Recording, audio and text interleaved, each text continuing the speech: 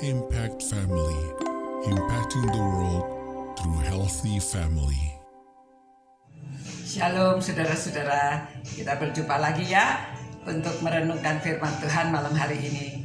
Saudara, pada waktu orang-orang berkumpul, mereka dipenuhi Roh Kudus, lalu ini cara hidup mereka. Ya, adapun kumpulan orang yang telah percaya itu, mereka sehati dan sejiwa. Dan tidak seorang pun yang berkata bahwa sesuatu yang kepunyaannya adalah miliknya sendiri, tetapi segala sesuatu adalah kepunyaan mereka bersama. Bagaimana tuh saudara ya?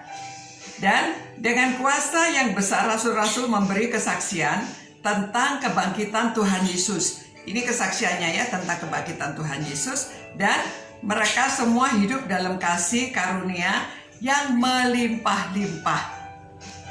Sebab tidak ada seorang pun yang berkekurangan di antara mereka.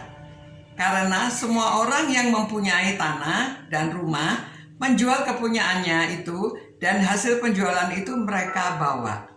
Dan mereka letakkan di depan kaki rasul-rasul. Lalu dibagi-bagikan kepada setiap orang sesuai dengan keperluannya. Demikian pula dengan Yusuf yang oleh rasul-rasul disebut Barnabas. Ini mulainya Barnabas ya. Artinya anak penghiburan, seorang Lewi dari Siprus. Ia menjual ladang miliknya, lalu membawa uangnya itu dan meletakkannya di depan kaki rasul-rasul. Saudara, sebetulnya ini cara hidup pada waktu murid-murid atau orang-orang Kristen mula-mula itu ya.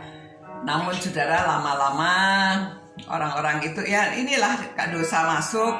Jadi hidupnya itu mereka memanfaatkan. Jadi sebetulnya lahirnya Marxisme itu, Marx ya, itu mereka sebenarnya belajar dari kehidupan rasul-rasul yang mula-mula itu. Maka timbullah itu ya negara sosialis itu ya, saudara.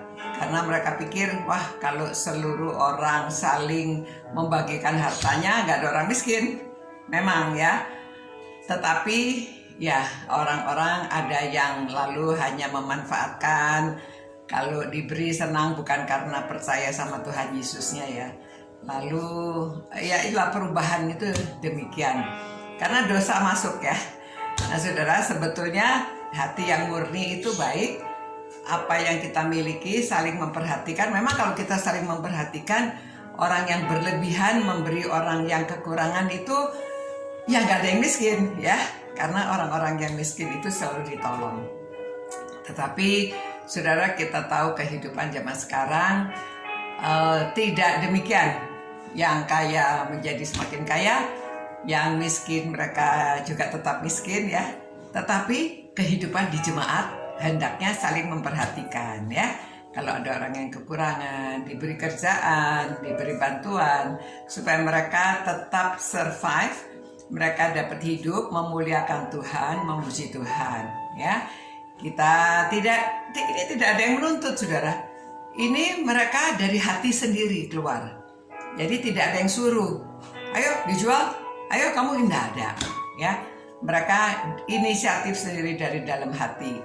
Lalu mereka pikir ya karena mereka sedang menggebu-gebu dipenuhi oleh Roh Kudus, mereka semuanya sehati, sejiwa. Jadi mereka semuanya tujuannya itu karena punya tujuannya adalah untuk mengabarkan Injil.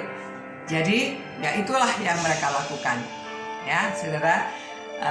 Indah sekali kita merenungkan firman Tuhan supaya kita yang dipenuhi Roh Kudus, kita mempunyai hati untuk saling berbagi dan saling memperhatikan orang lain di dalam komunitas kehidupan anak-anak Tuhan. Oke? Mari kita berdoa dan mohon Tuhan bekerja di dalam hati kita masing-masing. Tuhan, kami datang padamu malam hari ini.